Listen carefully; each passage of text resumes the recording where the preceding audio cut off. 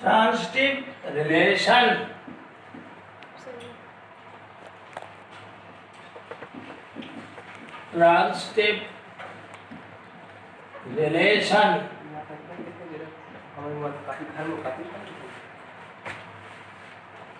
इस समय वर्तमान में कोरोना संक्रमण चल रहा है।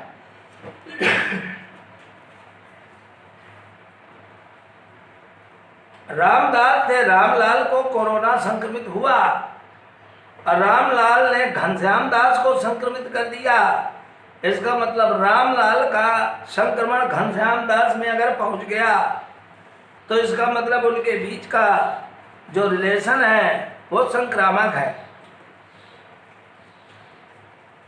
संक्रमण संक्रामक जिन अवयवों में जो अवयव संक्रमित होते चले जाते हैं उसी तरह चलता है यह संक्रामक संबंध।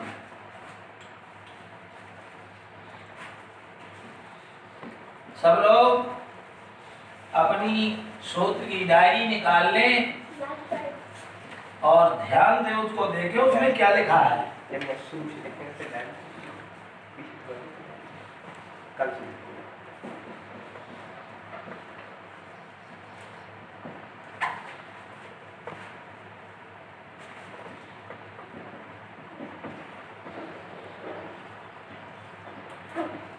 अब ये लास्ट है, इसके बाद प्रश्नावली चालू हो जाएगी।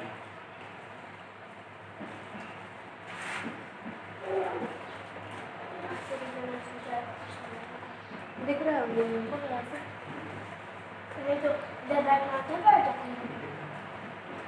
तो दिखता नहीं है।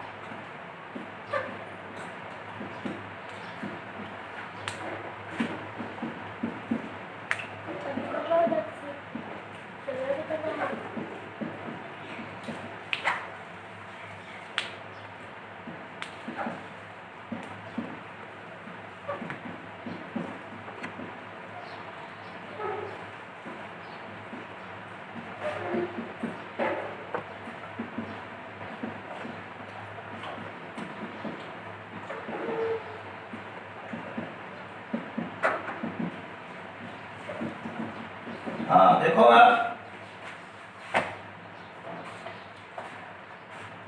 तुम लोगों ने तमाम संबंध पढ़े, स्वतुल्य पढ़ा, सममित पढ़ा। अब इसके बाद तीसरे नंबर पे आ रहा है संक्रामक। किसी समुच्चय पर एक संबंध संक्रामक संबंध कहलाता है यदि ABR में उपस्थित हो और BCR में उपस्थित हो और ये दोनों की उपस्थिति ये दर्शा रही हो कि ACBR में उपस्थित है। AB बिलोंग्स टू R और BC बिलोंग्स टू R ये प्रदर्शित करता है कि AC बिलोंग्स टू R। अगर ऐसा आ गया तो R समुच्चय A पर संक्रामक संबंध कहलाता है। AB belongs to R, BC belongs to R, implied AC belongs to R, जहाँ A, B, C तीनों समुच्चय A के कोई अवयव है तब R को संक्रामक कहा जाता है। अथवा इसी चीज को थोड़ा सा हल्का सा परिवर्तित करके बोल सकते हो, समुच्चय A पर परिभाषित संबंध R संक्रामक कहलाता है यदि समस्त ABC belongs to A के लिए A B belongs to R तथा B C belongs to R then A C belongs to R प्राप्त हो।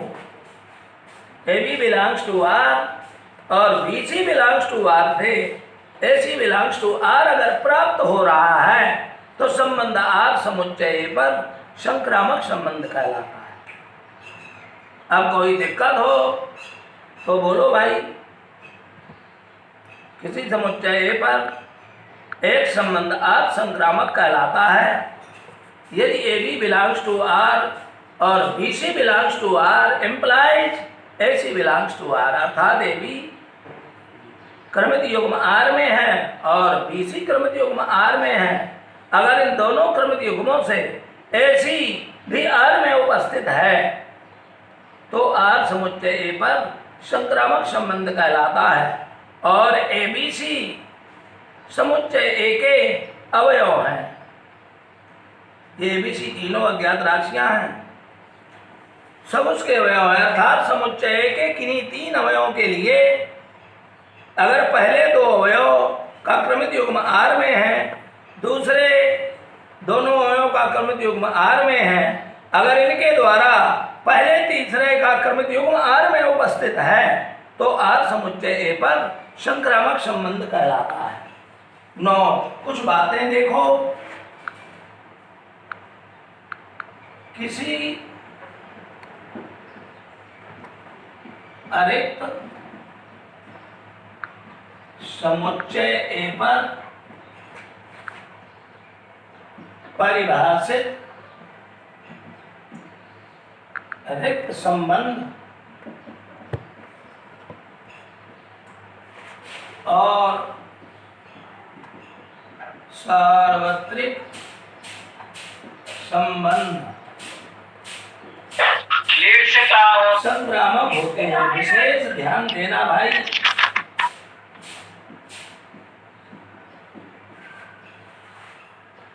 किसी अरिक्त समुच्चय ए पर परिभाषित रिक्त संबंध और सार्वत्रिक संबंध संक्रामक होते हैं। अगर किसी समुच्चय में रिक्त समुच्चय दिया, रिक्त संबंध दिया है तो उसे हम संक्रामक कहेंगे। सार्वत्रिक संबंध दिया है तो उसे भी हम संक्रामक कहेंगे। ये नोट याद रखना है। उदाहरण के तौर पर माना कि एक समतल पर स्थित सभी त्रिभुजों का समुच्चय है, तब ए पर समरूपता का संबंध आर एक संक्रामक संबंध है।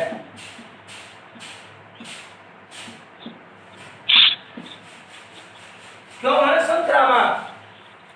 समुच्चय ए किसी समतल पर सभी त्रिभुजों का एक समुच्चय है तो इस समुच्चय में एक संबंध समरूपता का संबंध संक्रामक संबंध कहते हैं। क्योंकि अगर कोई त्रिभुज ए किसी दूसरे त्रिभुज बी के समरूप है और बी सी के समरूप है, ए समरूप है बी के और बी समरूप है सी के, तो तुम्हारे पास सबके पास भेजा तो है ही है। तो जब ए बी के समरूप है, बी सी के समरूप है, तो ए किसके समरूप होगा? सी के। तो अगर ए बी के समरूप है और बी सी के समरूप है, अगर ऐसा है तो ए सी के समरूप निश्चित होगा। बस इस कारण से इसको संक्रामक कहेंगे। तुम्हारी किताब में भी लिखा हुआ है, उसमें देखते भी जाना। इसी प्रकार से ये जो सर्वांग समता का संबंध होगा वो भी समरूप ये होगा संक्रामक। अरे ए बी के सर्वांग सम है और बी सी के सर्वांग सम है तो ए किसके सर्वांग सम होगा? सी के। तो इन बातों का ध्यान रखना। दूसरा उदाहरण है, माना कि एक समतल पर स्थित सभी रेखाओं का समुच्चय L है, तब समुच्चय L पर समांतरता का संबंध R एक संक्रामक संबंध है।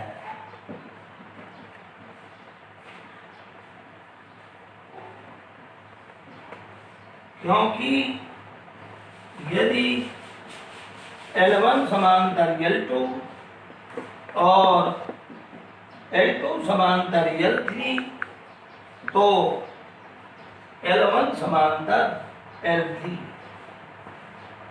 अर्थात L1 L2 belongs to R और L2 L3 belongs to R। ये प्रदर्शित करता है कि L1 L3 belongs to R। जहां L1 L2 L3 belongs to capital दिखाई दे रहा है पूरा पूरा बोर्ड उसमें। हाँ तो भाई ध्यान रखना, माना कि एक समतल पर स्थित सभी रेखाओं का समुच्चय L है और इस समुच्चय L पर समांतरता का संबंध संक्रामक संबंध होगा। क्यों होगा? माना कि समुच्चय L पर कोई तीन अवयव L1 L2 L3 हमने ले लिए, कोई तीन अवयव, अगर ये दोनों आपस में समांतर है और ये दोनों आपस में समांतर है तो ये दोनों आपस में समांतर होंगे। ज्योमेट्री में तुम लोग पढ़ चुके हो। एक ही रेखा के समांतर अन्य दो रेखाएं आपस में क्या होती हैं? समांतर। L1 L2 के समांतर है, L1 L2 के समांतर है और L2 L3 के समांतर है। मतलब L1 और L3 दोनों L2 के समांतर हैं। L1 L2 के समांतर है तो L2 L1 के समांतर होगा। अब L2 L3 के समांतर है तो L3 L2 के समांतर होगा। मतलब L1 और L3 ये दोनों रेखाएं L2 के समांतर हैं। ठीक है, सीधा सीधा ज्योमेट्री के माध्यम से, इस माध्यम से L1 L2 के समांतर है और L2 L3 के समांतर है तो ये निश्चित है कि L1 L3 के समांतर होगा। इसका मतलब संक्रामकता, ये समांतरता का संबंध क्या है? संक्रामक संबंध है। लेकिन लंबता का संबंध संक्रामक नहीं होगा। समांतरता का संबंध सममित संबंध भी होता है। अरे L1 L2 के समांतर है तो L2 L1 के समांतर है। लंबता का संबंध भी सममित होता है। L1 L2 पर लंब है तो L2 L1 पर लंब है, उसका विलोम भी सही है।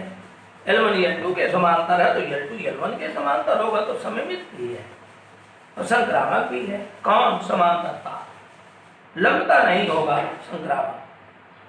अगर L1 L2 पर लंब है, L2 L3 पर लंब है तो फिर L1 L3 पर लंब नहीं होगा, L1 L3 का समांतर होगा। चित्र बना के समझ सकते हो। और इसको भी फिगर के माध्यम से, मैंने शायद फिगर भी भेजी तुम लोगों को। एक रेखा ये है,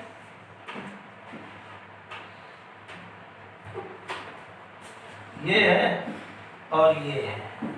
L1 L2 L3 L1 L2 के समांतर है और L2 L3 के समांतर है तो ये दोनों आपस में क्या होंगे? समांतर। तुमने ज्योमेट्री में पढ़ा है, एक ही रेखा के ये समांतर है, इसी रेखा के ये समांतर है, दोनों आपस में क्या होंगे? समांतर। तो किसी समतल पर स्थित रेखाओं के समुच्चय L पर जो समांतरता का संबंध होता है वो संक्रामक होता है, सममित भी होता है।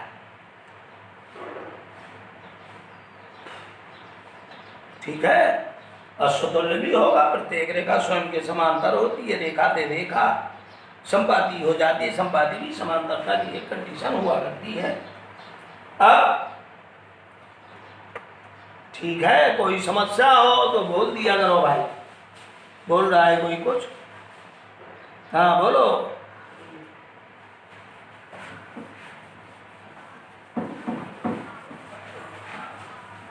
अब ये नियम मैं बता रहा हूं और ये जो उदाहरण दे रहा हूं, सवालों को इसी तरह डील करना पड़ेगा जैसे मैं उदाहरण डील कर रहा हूं।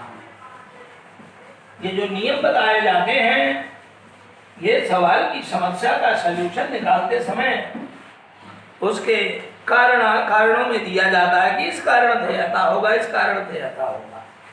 अब ध्यान रहे,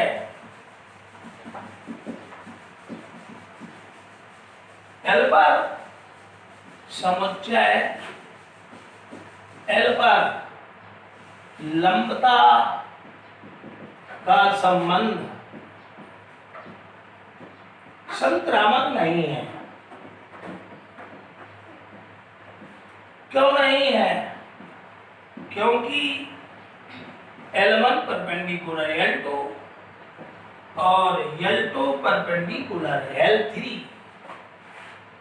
ये L1 है, L पर लंब है L2 और L2 पर लंब है L3। जरा देखो ध्यान से, L1 पर L2 लंब है और L2 पर L3 लंब है, तो L1 L3 क्या परस्पर लंब है?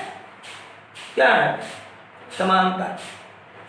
मतलब L2 रेखा पर L1 लंब है और L2 रेखा पर L3 लंब है। तो मैंने तुम्हें ज्योमेट्री में बताया था 9वीं 10वीं में कि एक ही रेखा पर लंब रेखाएं आपस में समांतर होती हैं। एक ही रेखा पर लंब जितनी रेखाएं होती हैं सब आपस में समांतर होती हैं, और एक ही रेखा के समांतर जितनी रेखाएं होती हैं वो भी आपस में समांतर होती हैं। तो L1 पर L2 लंब है और L2 पर L3 लंब है, तो L1 पर L3 लंब कभी नहीं होगा। क्या होगा? समांतर। इस कारण से संक्रामक नहीं है।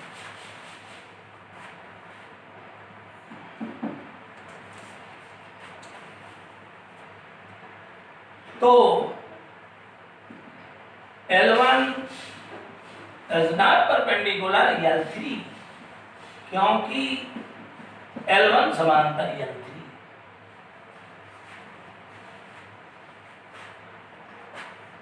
समझ में आ गई बात? तो समांतरता का संबंध संक्रामक है, लेकिन लंबता का संबंध संक्रामक नहीं है, लेकिन सम्मित तो है। L1 पर L2 लंब है तो L2 L1 पर लंब है। अब तीसरे उदाहरण नंबर अगला देखो। माना कि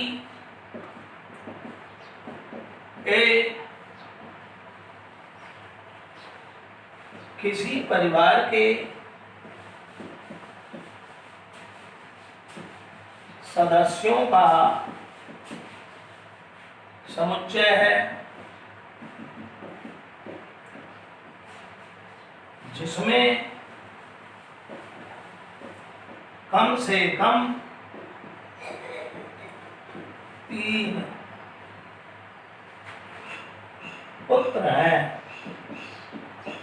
और सवै पुत्र हो तो कोई दिक्कत नहीं है, सवै पुत्र हो, सवै मनुष्य हो। तब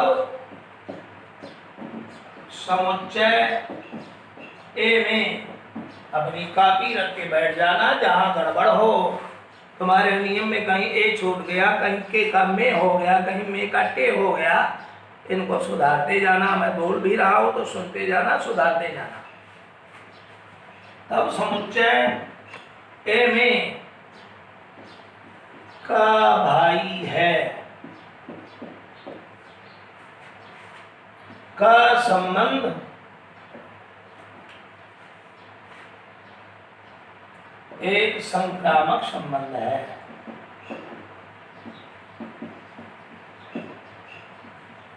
संक्रामक संबंध है। क्यों? क्योंकि यदि ए बी का भाई है और बी सी का भाई है तो ए सी का भाई होगा। अर्थात A B belongs to R और B C belongs to R implied A C belongs to R. माना कि एक किसी परिवार के सदस्यों का समुच्चय है जिस समुच्चय के अंतर्गत कम से कम 3 पुत्र हैं। 3 से कम नहीं है। अगर 3 से कम हो जाएगा तो तुम्हारा ये संक्रामक वाला सिस्टम ही नहीं बनेगा, वो तो 3 में बनता। कम से कम 3 पुत्र हैं तब समुच्चय ए में एक संबंध है जिस संबंध को कहा गया का भाई है। एक अवयव दूसरे अवयव का भाई है तो समुच्चय ए में का भाई है का संबंध एक संक्रामक संबंध है। क्यों है? क्योंकि मान लिया कि समुच्चय के कोई 3 अवयव हैं ए बी सी, तो ए बी का भाई है और बी सी का भाई है। तो जरा बुद्धि लगा लो, ए बी का भाई है, बी सी का भाई है तो एक किसका भाई होगा? सी का भाई होगा। ए बी का भाई है और बी सी का भाई है, इसका मतलब एक किसका भाई होगा? सी का। इसलिए ये संक्रामक संबंध है। अब एक अगला उदाहरण देख लो। माना प्राकृत संख्याओं के समुच्चय n पर संबंध लेस देन एक संक्रामक संबंध है।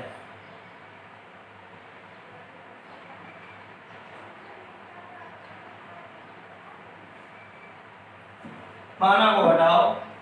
प्राकृत संख्याओं के समुच्चय n पर संबंध लेस देन एक संक्रामक संबंध है। क्यों? क्योंकि यदि a लेस देन b और b लेस देन c तो a लेस देन c होगा, अथवा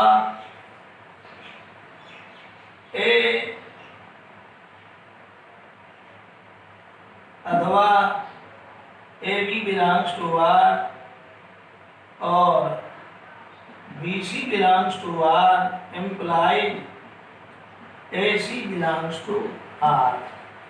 जैसे मान लो प्राकृत संख्याओं के समुच्चय में हम 3 अवयव लेते हैं 1 2 3, तो यदि गुरुजी तो दिखाई नहीं दे रहा। क्या हो रहा है? कैमरा नीचे को कर दीजिए। नहीं दिखाई दे रहा क्या? क्या हो गया? अब दिखाई दे रहा है भैया। हैं? कह रहा दिखाई नहीं दे रहा। क्या कह रहे हैं? थोड़ा दाव ऊपर दबा दो करके।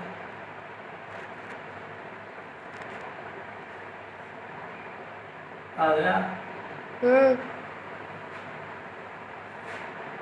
तो हाँ अब सही है। अब दिखाई दे रहा है, ये पूछो दिखाई दे रहा है। दिखाई दे रहा है भैया। क्या मैं उंगली लगा रहा हूँ? पढ़ाई दिखाई दे रहा है। हाँ तो देखो, मान लिया जैसे मान लो ए बी सी प्राकृत संख्याओं के कोई 3 अवयव हैं। अब प्राकृत संख्याओं की शुरुआत तो 1 से होती है, लेकिन अंतिम छोर उसका कभी मिलता ही नहीं है, तो पता नहीं कौन सी 3 है। ए बी सी कोई 3 प्राकृत संख्याएं हैं समुच्चय में। तो अगर ए बी से छोटा है, अब बी सी से छोटा है, ए बी से छोटा है, अब बी सी से छोटा है तो बुद्धि लगा के तुरंत दिमाग लगा लो, ए सी से क्या होगा, छोटा। यहाँ पर व्यक्तिगत रूप से देख लो, ए दो 1 2 3 बिलोंग्स टू नेचुरल नंबर। यदि 1 2 से छोटा है और 2 3 से छोटा है तो 1 लेस देन 3। ये संबंध है ए आर 2 और 2 आर 3 इम्प्लाइड ए आर 3। 1 2 से छोटा है और 2 3 से छोटा है तो 1 3 से क्या होगा, छोटा। 1 2 से छोटा है, 2 3 से छोटा है तो 1 कितने छोटा होगा, 3 से। तो इसका मतलब यह हुआ कि प्राकृत संख्याओं के समुच्चयन पर संबंध लेस देन का जो संबंध है वो संक्रामक होता है। ठीक है, ये ध्यान रखना है। अब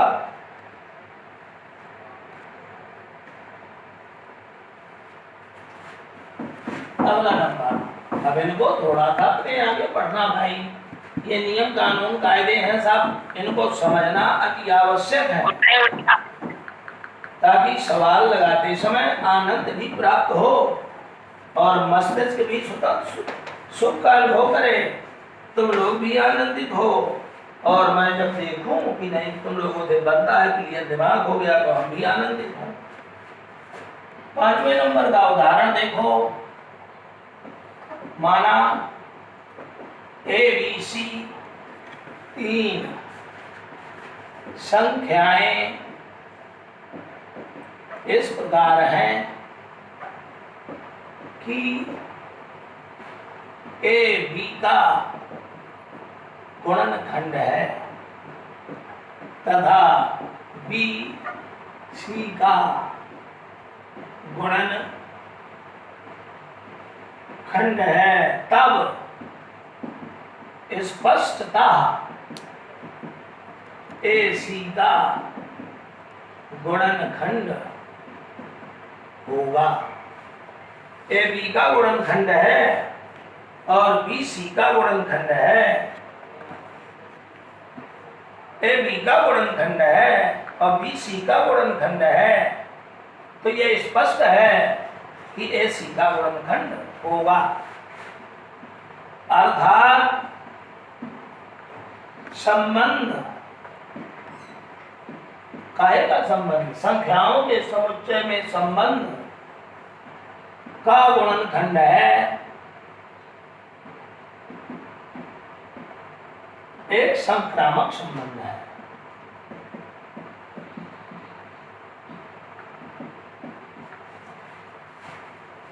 अब गुणनखंड एक संबंध है, मान लिया आर का गुणनखंड है, ये इसके द्वारा डिनोट किया गया। तो यदि माना 3 संख्याएं ए बी सी इस प्रकार हैं कि A B belongs to R और B C belongs to R implies A C belongs to R. देखो इनके बीच में ये जो आर है, ये आर क्या है, आर एक संबंध है। कैसा संबंध, जो ये बता रहा है कि ए बी का गुणनखंड है और बी सी का गुणनखंड है, ये इसका गुणनखंड है और ये सी का गुणनखंड है, इसका मतलब ए सी का गुणनखंड होगा। क्या हो गया, संक्रामक। अब इसके बाद वैसे ये 3 संबंध तुम्हें ध्यान देना है, स्वतुल्य और सममित और संक्रामक। ये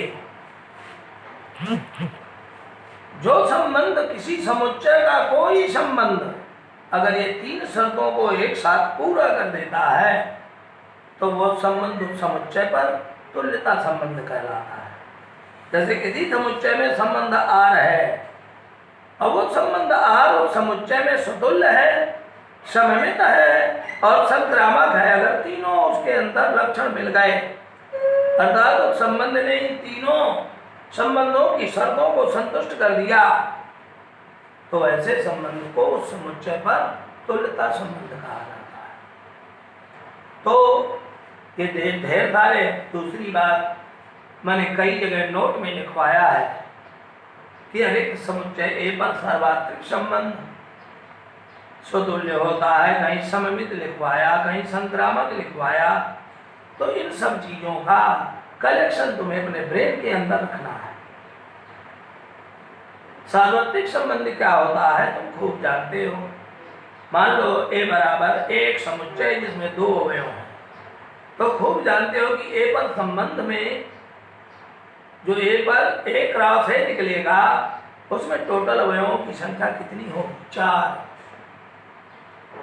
और जब एक क्रॉस है क्या होता है? सार्वत्रिक संबंध। यूनिवर्सल सेट जो पढ़ा करते थे 11 में, तो एक क्रॉस है क्या है? एक सार्वत्रिक संबंध है। तुम जानते हो कि फाई हर समुच्चय का एक उप समुच्चय होता है, तो फाई एक क्रॉस ए का भी एक उप समुच्चय होगा? नहीं होगा, जिसे हम रिक्त संबंध कहा करते हैं। ये तुम्हें पता है कि दो समुच्चयों के कार्तीय गुणनफल से जो एक समुच्चय बनता है, उस समुच्चय का प्रत्येक उप समुच्चय एक संबंध होता है। अर्थात कोई किसी समुच्चय पर कोई भी संबंध एक राधे का उप समुच्चय होता है, तो एक राधे का उप समुच्चय फाई भी होता है, तो फाई भी एक संबंध है। वो कौन सा संबंध है? रिक्त संबंध है। एक राधे का उप समुच्चय स्वयं एक राधे होता है, तो जब कोई समुच्चय स्वयं का एक राधे स्वयं का एक उप समुच्चय है, तो एक राधे भी एक संबंध है। उसे क्या कहेंगे? सार्वत्रिक संबंध। फिर मैंने बताया था कि ऐसा संबंध जिसमें एक राधे के एक भी अवयव उपस्थित न हो, उसे रिक्त संबंध कहते हैं। ऐसा संबंध जिसमें एक राधे के समस्त अवयव उपस्थित हों, उसे कहते हैं सार्वत्रिक संबंध। ठीक है, तो रिक्त संबंध से स्टार्ट किया था मैंने, फिर सार्वत्रिक संबंध आया, फिर बीच में तत्समक संबंध आया। तत्समक संबंध में बताया गया था कि किसी समुच्चय का प्रत्येक ऐसा संबंध जिसमें समुच्चय का प्रत्येक अवयव स्वयं से संबंधित होता है। जैसे समुच्चय ए में ए बी सी 3 अवयव हैं, तो ए पर जो एक राधे बनेगा, उस एक राधे में उन अवयवों का संबंध, वे अवयव आएंगे तत्समक संबंध में जो स्वयं से संबंधित है। जैसे ए ए, बी बी, सी सी, ये आएगा तत्समक संबंध में। ठीक है, फिर मैंने स्वतुल्य के लिए बताया था कि किसी समुच्चय में आर एक संबंध है और आई ए समुच्चय ए का तत्समक संबंध है, तो अगर संबंध आर का आई ए एक उप समुच्चय है, तो डंके की चोट पर आर स्वतुल्य संबंध कहलाता है। सम्मित के लिए मैंने बताया था कि अगर ए भी समुच्चय आर पे है और बी ए भी आर पे है, एक अवयव ए भी आर में उपस्थित है और उसका प्रतिलोम भी आर में उपस्थित है, A B belongs to R, implies B A belongs to R, तब आर को क्या कहा जाता है? सममित संबंध। और संक्रामक के लिए मैंने बताया कि A B belongs to R और B C belongs to R, implies A C belongs to R, तो आर क्या है? संक्रामक। अभी तुम लोगों ने इन नियमों को सुना, इनके छोटे छोटे उदाहरण भी तुम्हारे सामने मैंने जो तुमको भेजे थे लिख करके, वो सब उदाहरणों के बारे में बातचीत करी। अब इसके बाद भी तुम्हारा भेजा नहीं काम कर रहा, या मान लो घर में देखते ही नहीं हो, अर्थात मक्कारी का अनुपालन कर रहे हो, तो इसके लिए मैं क्या कर सकता हूँ? और न तो तुम्हारी मुझे आवाज़ सुनाई पड़ती है, न तुम लोग मुझे दिखाई पड़ते हो। मैं तो बंदा सूरदास की तरह बजा पड़ा हूँ, धमके हूँ अपने मन का जैसा मेरा मन होता है। हो सकता है कि उल्टा का पुल्टा भी बीच में बोल देता हूँ। कहते कौन मुझको ध्यान रहता है, उधर दिमाग गया तो कहो उल्टा बोल दूँ। तो उल्टा बोलने पे अगर तुम्हारी आवाज़ होती पास में मेरे होते तो तुम सोचते कि गुरु जी आपने ऐसा कहा था, ऐसा क्यों बोल रहे हो। तो फिर ये सब समस्याएं तुम्ही को संभालना।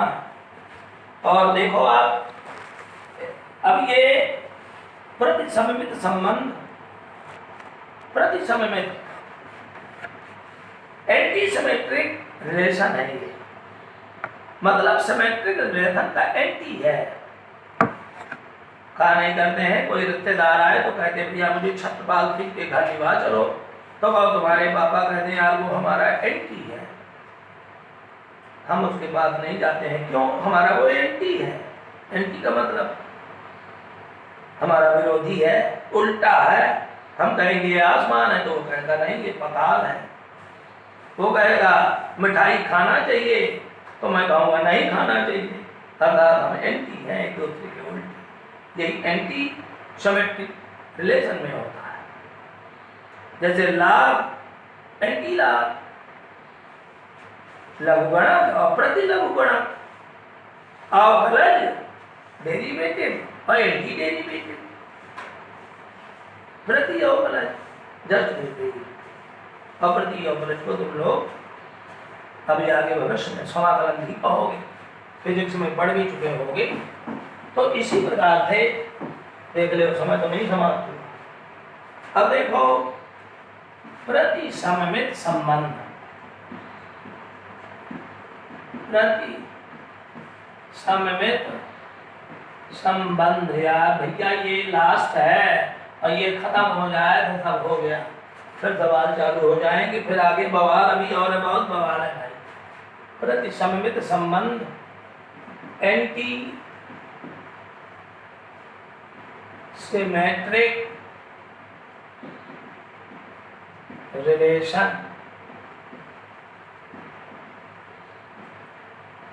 ये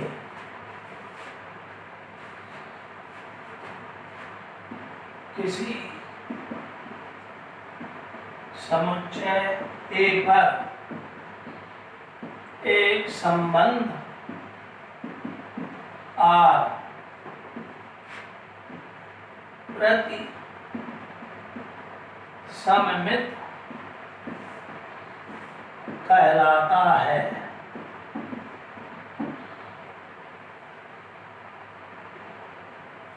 यदि AB belongs to R और BA belongs to R implies A बराबर B।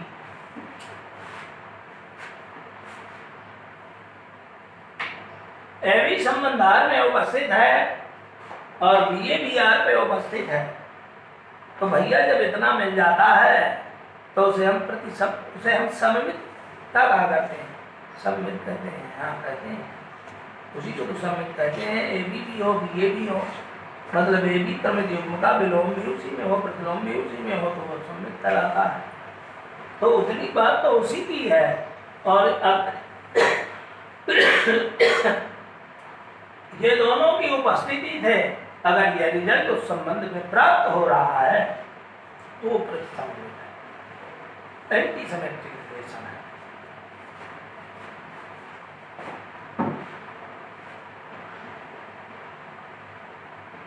अब सावधानी पूर्वक ये नोट देखो, यदि A is not equal to B हो और AB तथा BA दोनों एक साथ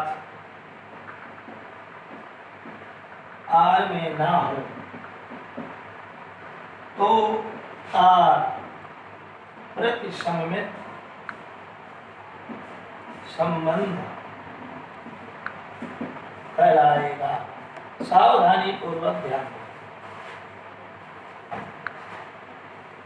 AB R में हो और BA R में हो, इन दोनों के होने से यह प्रदर्शित हो रहा हो, ये दोनों इंगित कर रहे हो कि A बराबर B, मतलब AB R में हो BA R में हो, इसके द्वारा A बराबर B निकल रहा हो, तो R क्या है? प्रतिसममित।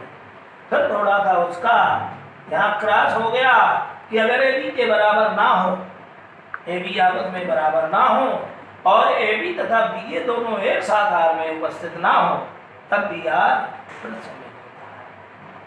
विषय ध्यान देना है। अब इसके लिए एक उदाहरण देखो। प्राकृत संख्याओं के समुच्चय इनमें विभाजित करता है का संबंध प्रतिसममित है। क्यों? ध्यान दो। प्राकृत संख्याओं में ए बी कोई दो संख्याएं हैं, कोई भी दो प्राकृत संख्याओं के समुच्चय में शुरुआत एक से होती है, प्राकृत संख्या का अंत अनंत होता है। तो उसकी प्राकृत संख्याओं की कोई भी दो संख्याएं ले लो। हमने दो संख्याएं ए बी ले लिया, तो यदि